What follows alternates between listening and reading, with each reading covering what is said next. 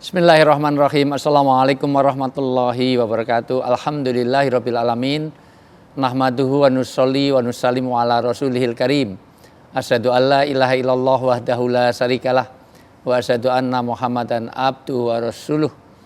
Qala Nabi sallallahu alaihi wasallam falyakul khairan aw liyasmut. Au kama qala Rasulullah sallallahu alaihi wasallam. Pemirsa TV One, jelang berbuka selayaknya kita memaknai bagaimana puasa kita menjadi puasa sebagaimana pesan moral yang ada di dalamnya. Bagaimana puasa tidak sekedar tidak makan, tidak minum, tetapi juga puasa harus melihat bagaimana ada satu pesan yang ada di dalamnya, yaitu bagaimana menjaga keselamatan kita dari dua hal. Salamatul insan fi hifdzil lisan. Selamatnya manusia ada pada di antara dua bibir. Yang kedua adalah apa yang di antara dua paha. Kalau orang menikah maka dianggap dia menyelesaikan separuh dari agamanya karena keselamatan manusia kalau bisa menjaga dua hal ini, yaitu apa yang di antara dua bibir, yaitu makanan, minuman, perkataan, dan cabang-cabangnya. Ada iri, ada dengki, ada serai, ada tawen, open, tumbak, cucuan, gaul nomor, ghibah, dan yang lain-lain. Yang kedua adalah kaitannya juga dengan apa yang di antara dua paha, yaitu farji dan kehormatan. Maka inti dari puasa yang membatalkan intinya ada dua ini, yaitu yang berkaitan dengan mulut dan apa yang berkaitan dengan dua paha. Bagaimana lisan ini harus kita jaga? Lisan ini dari lidah yang sebelumnya tanpa tulang tapi dijaga oleh dipagari 32 gigi. Dan dari perkataan maka terjadilah banyak fitnah, meskipun yang namanya perkataan tidak sekedar apa yang kita lisankan, termasuk di dalam medsos, yaitu jempol kita mewakili apa yang kita katakan. Maka sabda Nabi sederhana, falyakul khairon aw liyasmut. Kalau nggak bisa ngomong yang baik, diem.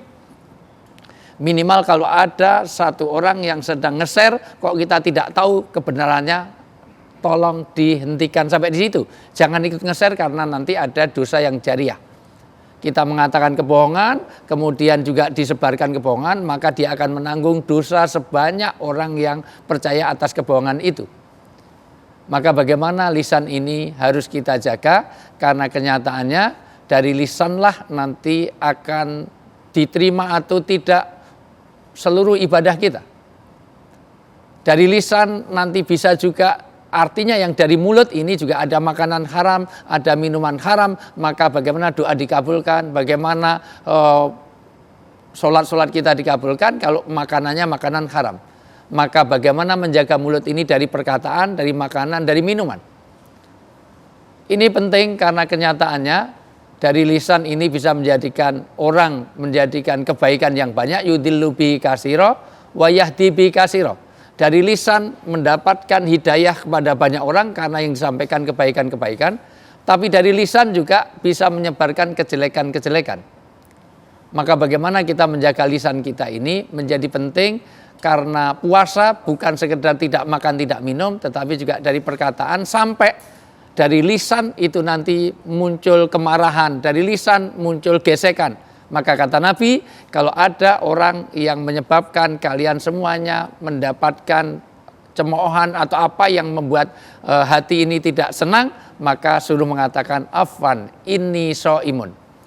Artinya apa? Ternyata lisan ini akan memberikan manfaat yang luar biasa, tetapi juga membahayakan kita.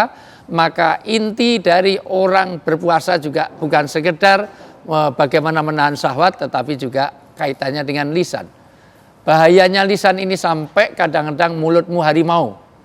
Artinya harimaumu itu adalah mulutmu, karena orang kalau tersakiti karena pisau bisa seminggu itu bisa sembuh.